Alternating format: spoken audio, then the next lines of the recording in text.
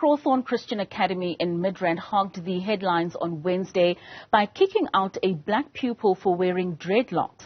The mother of the 13-year-old girl alleges that she was also violently removed from the school premises. In another incident, an Eldorado Park secondary school pupil was stabbed on Wednesday, allegedly by an intruder, while the Gauteng Community Safety Portfolio Committee was on an oversight visit.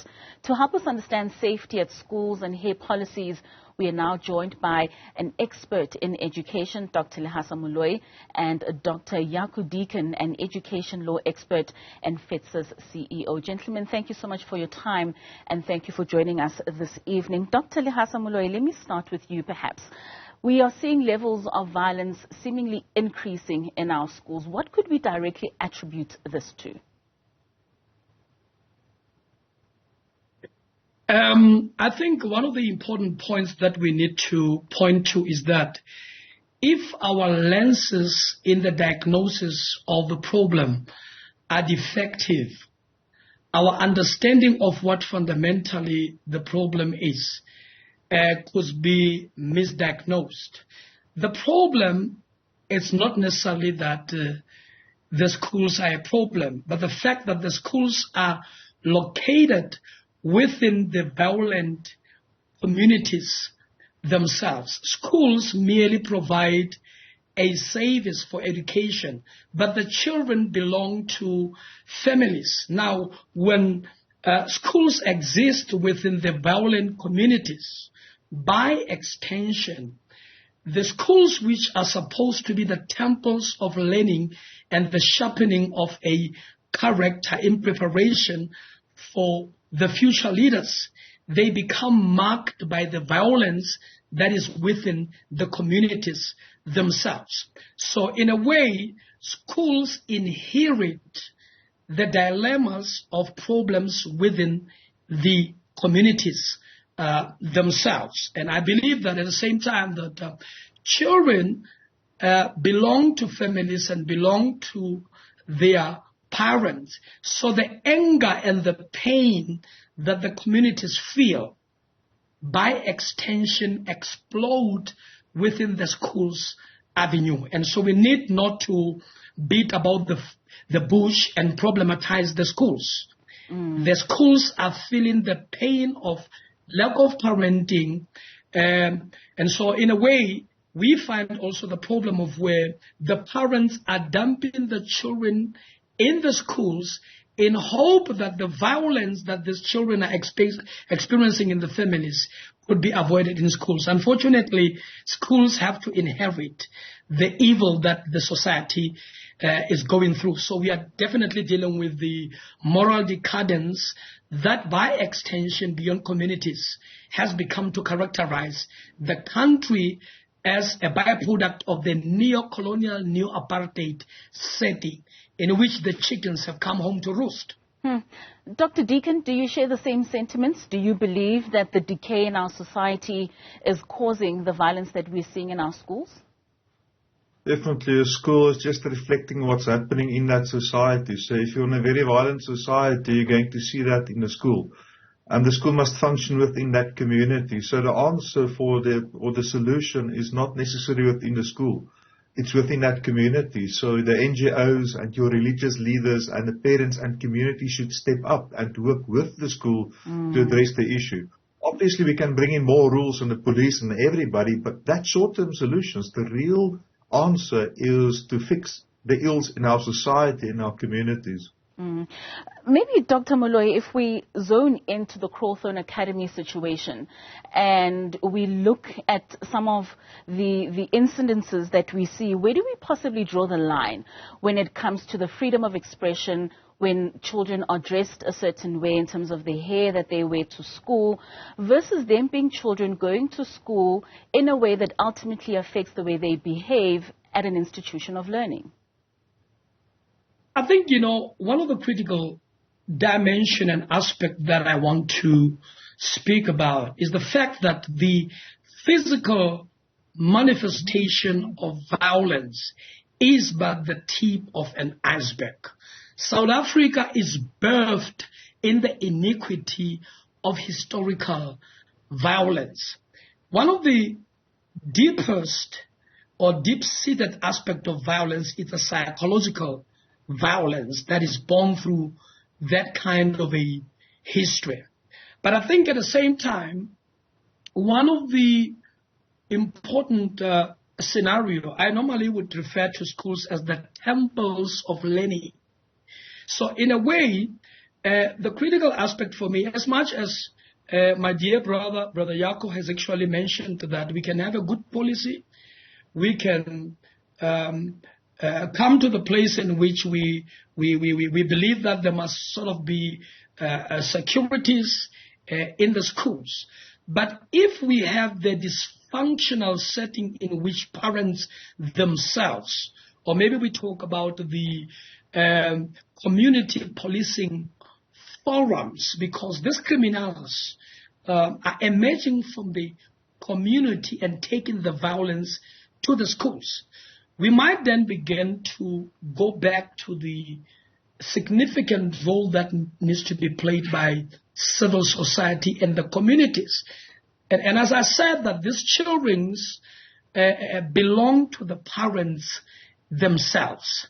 So if ever we are sending our children to the schools, but at the same time, we become absent, we are dumping children and making the teachers to take the bigger burden, which actually should be a part of a coordinated and collaborative effort. So in a way, much of what is going on in the school is not enough if the parents are themselves not involved and are not actually available. Criminals reside within our own communities.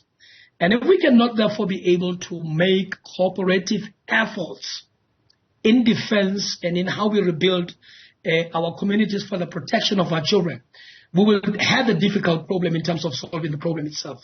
And that also speaks to the problem of the political decay. If the levels of intolerance begin with those who are in government themselves, chickens have come home to roost. Dr. Deacon, I mean, in response to that, I mean, if we're zoning in not just on a political level or the communities, but into the schools themselves, from a governance and policy level, where do we draw the line with regards to, I'm sure you and I went to school at a time when your hair touched your collar, it needed to be tied up. When do we now see some of those policies and regulations as acts of racism as opposed to principles that we're trying to instill in young people? Well, it's sad that in this day and time we still talk about hair. It should not be an issue. The question is it related to quality education? I don't think that even school clothing to a certain extent won't really help you for learners to behave. So in your policy making, I think we've got enough clear examples to say, focus on the core things that will make a difference in education. The length of your hair or the cultural attachments that you'll add to your hair won't make a difference to the quality of education. So in your policy making, in a public school, the governing body is responsible for that. And specifically your code of conduct in terms of the Schools Act, there's an obligation on the SGB to actively engage with the school community. So engage with the parents, engage with the learners, and see what's reasonable and what's doable. So that's why I'm astounded to hear that communities still struggle with hair. But in this specific instance, I hear it's an independent school and not registered. So the parents didn't do their homework before they enrolled at that institution. So I think we're going to see definitely action against those individuals. Everything I saw in that video should never have happened. Not at all. Not the public school, not the independent school. Doesn't belong in South Africa. We're way past that time. Dr. Moloi, I mean, you mentioned a time when we look at our society, and our society really is a reflection of what we are seeing in our schools. And the school in Eldorado Park is one such school where a lot of weapons were found on the school premises. An intruder from outside the school was able to gain access into the school and stab a pupil. What measures do you believe that schools should be taking beyond the everyday teaching and learning in order to ensure the safety of those on the premises? I am not undermining the fact that schools must have their own securities. and by extension, perhaps the significant role that can be played by the law enforcement agents within our own communities. We do have police stations, but one of the most funniest issues, for example, I reside in the area of Atteridgeville, where you find that a police station itself had to erect some butler fence. So if we have such a high level of criminality such that even the police themselves are afraid of the criminals, so we are left in a serious dilemma. I think maybe for me, the critical aspect is that the schools will definitely have to beef up their own securities to ensure that nobody gains an access of the school. But unfortunately, we also know that it will take certain kind of resources if you deal in the context of the public schools, which may barely even afford to hire a much more qualified security to actually access. It therefore speaks to the fact that the very members of the communities, the street committees that surround the school, we have to become actively aware of what basically needs to be done. Maybe the other aspect that I wanted to touch on that Dr. Deacon has basically touched on was with relation to the aspect of the hair. The hair that is not in question, it's not the hair of those who are not so much Africans, but it is about the objectification and demonization of the African being, which is a character carried on throughout history of the objectification of the black body itself. The problem is with the threat clause. So, in a way, it is about certain kind of the principles that seeks to model the black body into the image of those who are white. So fundamentally, the problem becomes the black body has been hanged on the cross. So I'm therefore simply saying that the aftermath of 1994, in pursuit of the inclusive discourse, was about the affirmation of the humanity of others. So in a way, we see ourselves to be much more backward, again, in terms of the progress that we would have thought that the new South Africa would bring this kind of a change. And so we must definitely begin to tackle those issues. And the basic education itself, I mean, it happens at Pretoria Girls High that the battles that should have been fought by the parents many years back, our children are beginning to fight. That is why then in a song by the late Miriam Makeba, Soweto Blues, he's asking the question, Benigupi Amatota, when the children were throwing the stones, where were the parents? So for me here, parents must once again begin to stand up and not allow their children to fight the battles that you should have fought back in the days of the 50s. Most certainly. In closing, Dr. Deacon, I mean, Dr. Moloi mentioned earlier on that if we misdiagnose the problem, we won't necessarily find the right solution. And you mentioned that the solution isn't necessarily within the schools. Where do you think we need to start in order to find that solution to curb violence in our schools? I think, number one, we need to be very honest about what's the state of our communities.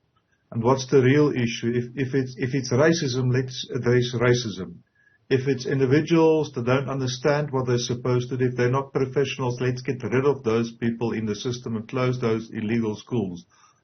I think the school system has been struggling with hair rules since our school days. So even, my friend there referred to the black child. I think the white child will have the same complaints. I hear my children complain about the enforcement of the rules. And again, here is something that's very personal. So I think we need to be careful not to say that's the broad problem, but in a school, in a community, to really identify, is it the lack of security? Is it the lack of understanding? Is it the policy issue? Is it the non-involvement of our parents or the over-involvement? But the important thing is, you will never know if you don't start a conversation.